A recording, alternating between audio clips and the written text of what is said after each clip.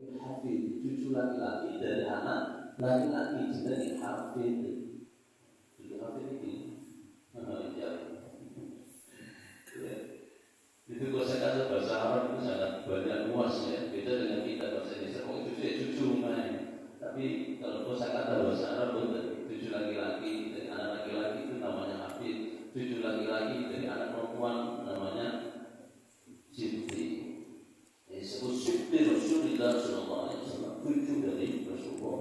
Rasulullah punya cucu dari Fatimah namanya Hasan dan Husain. Hasan dan Husain. Nah, Hasan ini dengan Husain itu menurut banyak riwayat mereka bukan kembar, tidak, tetapi ada selisih yang dekat antara Nabi dulu Hasan, setelah setahun lebih baru lahir Husain. Jadi dekat, jadi bukan kembar, dekat. Nah, keduanya ini ya, merupakan pemimpin ahli surga. Innal Hasan dan Husain kata Nabi ya, bahwa sesungguhnya Hasan dan Husain sayyidatuna syababul ahli jannah. Sesungguhnya Hasan dan Sayyidina Hasan dan Husain ini adalah pemuda pemimpin ahli surga. Jadi mereka orang ada nomor yang pemimpinnya ya Hasan dan Husain. Dan dua-duanya disebut sayyidatuna. Jadi pemimpin. Rasulullah menyebutkan bahwasanya inna bani hada sayyidi, sesungguhnya anakku ini, cucuku ini, anakku ini adalah pemimpin sayyidi. Jadi makanya disebut Sayyidina Hasan, Sayyidina Husain. Karena Rasulullah yang menyebutkan bahwa mereka itu adalah merupakan sayyidi. Sehingga apa? Anaknya saja, putunya saja disebut sayyid, apalagi Rasulullah. Ini kan jadi landasan, salah satu landasan kenapa kita memakai sayyidina gitu. Anaknya disebut sayyidina, sayyid sama Rasulullah, apalagi Rasulullah, sayyid pemimpin ya. Rasulullah sayyidil anbiya wal mursalin, pemimpin dari para nabi, para rasul ya. Maka sangat terhormat ketika menyebut sayyidina, karena tujuannya saja sayyid, apalagi Rasulullah. Dan Rasulullah menyebut anak sayyidul, ada saya anak sayyidul al-awwal bin Adam, saya adalah pemimpin dari cucu Nabi Adam, dari cucunya Adam, saya pemimpinnya sayyid. Nah, sedang Husain ini hadirin ya, masih kecilnya memang sangat dekat dengan Rasulullah, bahkan selalu ikut sholat bersama Rasulullah. Bahkan pernah Rasulullah itu pas khutbah Sayyidina Hasan dan Husain di belakang main-main Pak, sama menarik kain gitu ya, menarik kain, saling berebutan kain antara Hasan dan Husain. Rasulullah ubah. Nah, melihat itu kemudian Rasulullah turun dari mimbarnya, kemudian dia gendong Hasan dan Husain. Hasan sebelah kanan, Husain sebelah kiri, digendong bawa ke rumahnya Fatimah. Ya, istilah diamano mulai ya. Orang royokan segitu jenenge kain istilah ciri.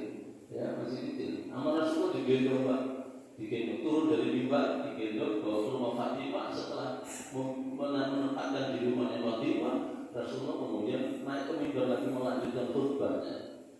Ya. Terus itu artinya apa jadi? Bahwa boleh bawa anak ke masjid, tapi itu diawasi. Rasulullah nggak ngajak, kamu biarkan gitu saja. Yang lain memang tidak berani mau ada Rasulullah, sopo yang ini gitu. Siapa yang dorong di anak putunya Rasulullah dan Rasulullah dari situ. Tapi Rasulullah sadar bahwa ini nanti mengganggu, maka digendong Rasulullah dibawa pulang. Nah ini ketika bahwa boleh bawa anak tapi diawasi orang tua, dibiarkan begitu saja, diganggu dia gitu ya. Untuk seneni, aku orang tua marah orang tuanya. Islam, pukul dan sebagainya. Kata orang tuanya mestinya harus mendampingi gitu sebagaimana Rasulullah gitu ya. Nah, jadi kan kalau hormati Sayyidina Hasan ini merupakan cucu Rasulullah Sallallahu Alaihi Wasallam yang paling mirip dengan Rasulullah. Paling mirip itu Hasan, Sayyidina Hasan mirip dengan Rasulullah. Kewibawaannya, kecerdasannya, bahkan wajahnya itu. Jadi orang kalau ingin melihat Rasulullah, melihat Hasan pada saat Rasulullah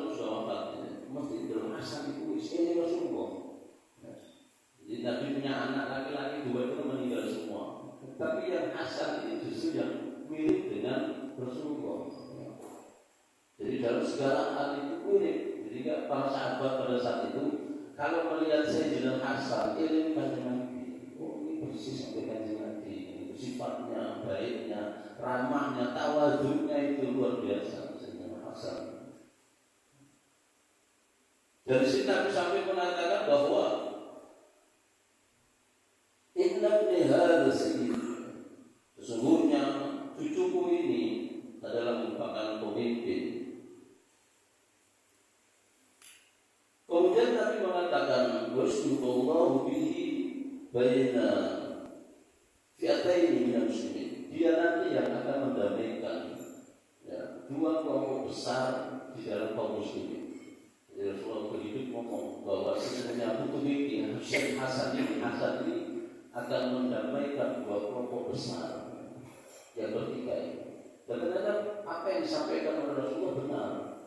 Ketika pasca khalifah berada pada tangan Ali bin Abi Thalib.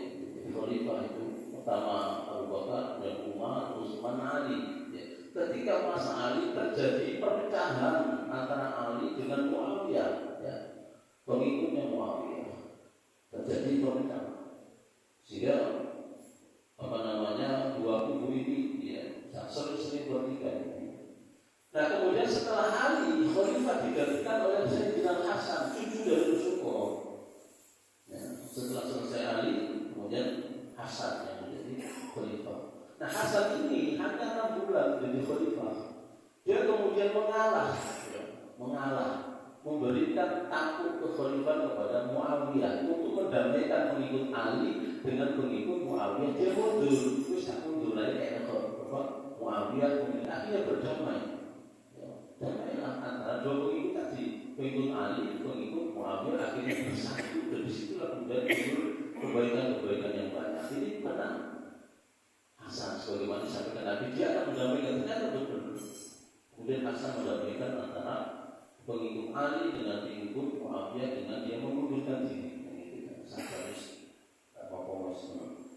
Nah, hadirin yang kalau berarti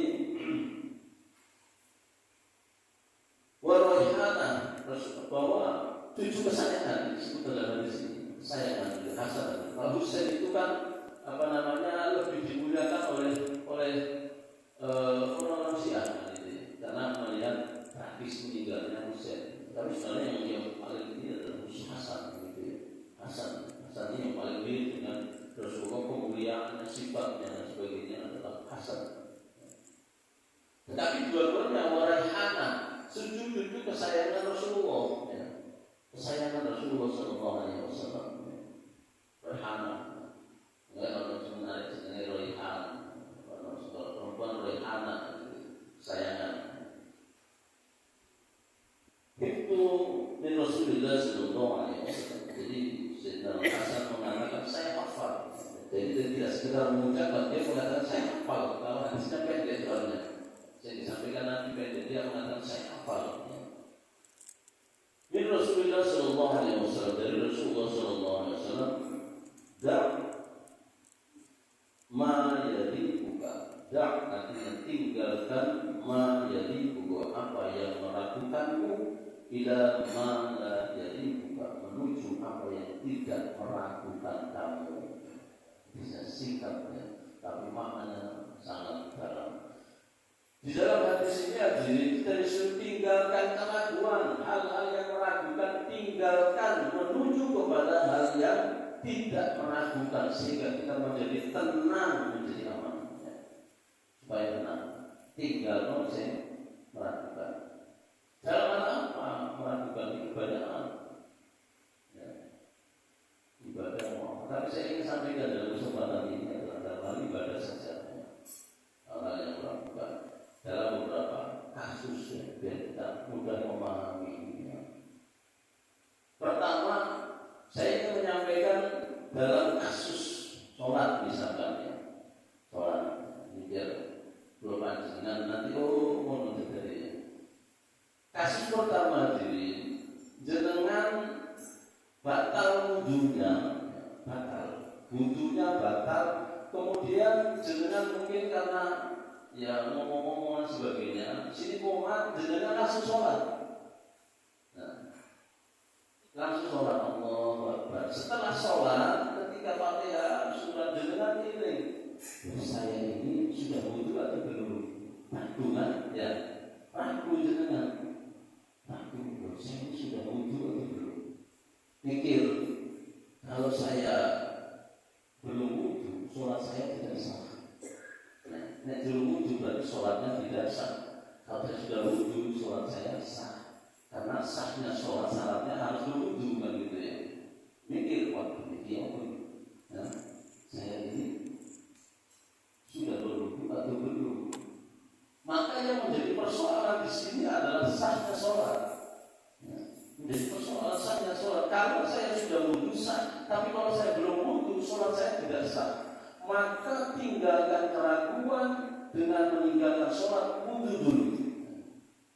Ya, begitu solusi yang disampaikan. Harus sepakat bahwa dalam kondisi ini, ya, jadi tinggalkan sholat, wudu dulu, baru lanjutkan sholat lagi. Kenapa? Karena posisi kita, asal kita adalah batal. Ya. Ada kasus kedua, jadi orang ini sudah berwudu, ya, sudah wudu, kemudian dia sholat. Setelah sholat dia ada ragu, saya ini sudah batal atau belum? Mana ya? Jadi harus wudu. Tapi di dalam sholat ragu dia, saya tadi ini sudah batal atau belum? Nah, gitu. Nah, keraguan ini kemudian ya, bagaimana caranya? Maka kita disuruh tinggalkan keraguan dan hadisnya. Tinggalkan keraguan dengan apa? Meyakinkan bahwa saya belum batal. Kenapa? Karena asalnya sudah wudu, menurutnya. Asalnya sudah wudu. Maka kita terus sholat. Karena apa? Karena saya sudah wudu. Prinsipnya begitu. Ya. Nah, balanya mana itu kasus ini? Ya? Kasus pertama ini kita batal. Ya. Kasus pertama adalah batal. Kemudian sholat. Ya. Ini ngomongin ada lagi ya. Langsung sholat. Karena harus komat buru-buru dari wudu langsung sholat. Ketika sholat dia kemudian ragu, saya ini sudah wudu atau belum? Gitu ya. Sudah wudu atau belum? Nah ini menyangkut sahnya sholat. Karena kalau belum wudu sahnya tidak sah, ya sholatnya tidak sah. Kalau sudah wudu berarti sholatnya sah. Maka bagaimana mengikuti hadis ini? Yaitu tinggalkan keraguan, yaitu dengan berwudu. Berwudu. Keluar dari sah sholat berwudu. Setelah wudu selanjutnya sholatnya. Seperti mana? Biasa.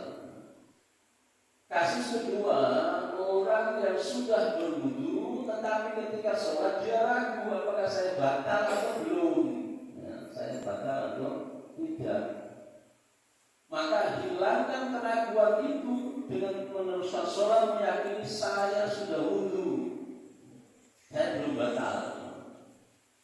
Karena batalnya wudu menurut paling tidak minimal untuk itu ada dua tanda.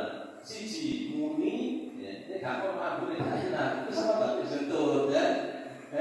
Saya ragu-ragu itu jelas itu. Pokoknya saya cuma telur ini, ya masih mules. Tetapi kalau belum keluar bunyinya tuh, mulai berarti belum batal. Nomor loro ini kalau abu nih, berarti belum batal. Tapi es abu, kayak batal sampean, ya. Tujuannya itu tanda yang jelas. Tapi kalau tidak ada tanda ini jenengan ragu, maka putuskan, tenangkan diri, teruskan sholat bahwa saya belum batal. Saya sudah wudu tadi, berarti sholatnya sah. Itu terkait dengan keraguan, ya, terkait dengan wudu tidak wudu di dalam sholat. Kasus kedua, tapi sebelum kasus kedua mungkin ada yang bertanya tentang kasus ini, ya mungkin ada yang ingin, mungkin pengalaman ya, ada yang ingin bertanya juga. Ada ya? Ya, monggo.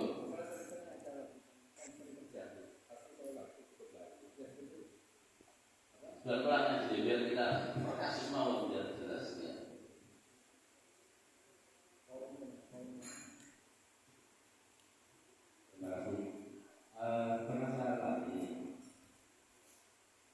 Tapi Rasul mengatakan bahwa batalnya sholat itu apabila betul itu terdengar suaranya dan berbau.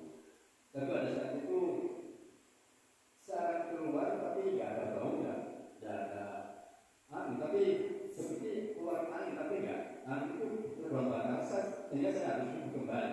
Itu misalnya tidak itu boleh nggak? Ya, jadi sepakat para ulama bahwa batal keterangan itu karena bunyi, karena bau. Walaupun yang itu tanda bahwa dia sudah batal. Ini jadi masih belum dua ini terus sholat. Enggak, yakin belum batal ya. Karena tidak mengeluarkan bunyi dan tidak mengeluarkan bau gitu ya. Itu tandanya Pak ya. Jadi kalau kita sedikit mulus pasangan untuk wah ini bakal terus sholatnya. Ya. Ada lagi? Kita lanjut dulu ya kalau belum ada. Kasus kedua ya, hadirin. Ini terkait dengan najis. Apa? Najis. Ada orang itu mencuci baju, setelah selesai mencuci bajunya, dia ragu, ini najisnya sudah hilang belum? Ya. Malah diubah, terus disiram pakai sabun. Timbul keraguan, ini najisnya ini sudah hilang atau belum? Maka bagaimana untuk meninggalkan keraguan menuju kepada ketidakraguan, kembali kepada asalnya bahwa pakaian ini najis, maka harus dicuci lagi. Karena jenengan masih ragu. Ya. Ya, ini harus diperhatikan betul ya. Jenengan masih ragu. Sudah cuci pakaian, jadi pakaian asalnya kan kena najis. Kemudian jenengan cuci. Setelah dicuci, timbul keraguan. Ini najisnya masih ada atau tidak, masih najis atau tidak, ragu jenengan. Maka cuci lagi. Begitu. Karena hukum asalnya najis, berarti masih bernajis. Karena jenengan meyakini masih najis, yang harus dicuci lagi. Dicuci sampai jenengan betul-betul yakin bahwa pakaian sudah tidak najis. Selama dengan ragu najis terus, maka harus diyakini, oh ini najisnya sudah hilang, selesai guys. Ya. Sudah dengan yakin najisnya hilang, dia sudah selesai. Itu najis. Nah kasus ketiga jadi orang yang lupa rakaat sholat. Ini sering ya. Mana sholat dirian, ini jamaah jarang, mesti orang makmum ngirim no ya. Tapi kalau sholat sendirian, sering lupa dengan rakaat sholat. Kalau sholat isya atau asar atau rakaat. Jadi setelah 3 dia salam. Jadi sholat sendirian gitu ya, saya lupa. Assalamualaikum warahmatullahi. Setelah salam dia ragu. Ya, dia ingat saya ini 3 rakaat, 3 rakaat apa 2 rakaat gitu ya, apa 4 rakaat. Kalau jenengan ragu, ya apakah sudah 4 rakaat atau tidak atau 3 rakaat, maka ya sudah selesai, sudah sah sholat yang jenengan antara 4 dan 3. Tapi kalau jenengan yakin bahwa sholat saya baru 3 rakaat, walaupun sudah salam, jenengan berdiri lagi lanjutkan 1 rakaat. Dan jenengan terus ngalir, saya sholat 3 sah. Kalau sama yakin kurang 1. Jadi kalau jenengan sholat 3 rakaat, setelah salam baru ingat, kurang situ, maka berdiri. Selama jedanya tidak lama. Kok sama harus muter nggone larangan kok eling. Aku mau berhasil tak balik sholat tambah situ berzakat. Terus kadon jedanya terlalu lama gitu ya. Jedanya terlalu lama. Jadi jedanya itu tidak lama. Jangan sudah salam berdiri mau kemana ingat masih kurang 1. Dia lanjutkan takbir lagi Allahu Akbar, menyelesaikan 1 rakaat lagi. Setelah salam sujud sahwi. Ya, setelah salam sujud sahwi, kemudian bangkit salam lagi. Itu sujud sahwi wajib ya, dengan pasal sunnah menjadinya orang lupa gitu ya. Jadi dengan sudah pernah terjadi pada Rasulullah. Ya, jangan kira Rasulullah tidak pernah terjadi. Pernah. Jadi suatu ketika itu Rasulullah SAW berjamaah para sahabat, ya, sama para sahabat. Setelah 2 rakaat ternyata Rasulullah salam. Ketika rakaat Rasulullah salam. Assalamualaikum warahmatullahi wabarakatuh. Nah para sahabat yang menangkap kalau semuanya takon, jangan Rasulullah mesti jaga benar. Masih kurang gak mati Rasulullah. Akhirnya Rasulullah bangun, selesai sholat, ya, berdiri sholat, kemudian ke rumah. Ke rumah beliau kan ke sebelah masjid. Ketika sampai di pintu rumah, ada seorang badui. Seorang badui itu kan disembunyi kelakuannya. Nah, Allah supaya badui ya. Sampai menyambar Rasulullah. Ya, dan nanti dengan tadi sholatnya dibarukan. Apa ada perubahan di dalam sholat? Badui, kok ada wahyu tentang berubahnya sholat asar jadi 2 rakaat itu memang badui ini. Satu biasanya kalau terima kita, yang badui kan sering begitu. Orang badui itu sering bertanya, aneh-aneh, sing ngomong gak panik, badui itu mesti kan benar, badui itu. Tapi untung dengan orang badui itu hal-hal tertentu.